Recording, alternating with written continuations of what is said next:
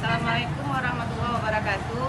Kami dari SD Negeri 1 Karangbaru, saya selaku Kepala Sekolah Neti Surya didampingi dari guru-guru kami mengucapkan ribuan terima kasih kepada Bapak Kapolri yang sudah mengirimkan pasukan BRIMOB ke sekolah kami untuk membantu membersihkan lingkungan sekolah kami.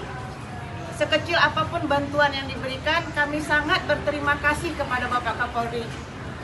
Sehingga nanti pada tanggal 5 Januari 2026, kami bisa melaksanakan pembelajaran di sekolah kami seperti biasanya. Semuanya terima kasih Bapak Kapolri yang sudah memberikan bantuannya kepada SD Negeri 1 Karangbaru. Terima kasih untuk masyarakat.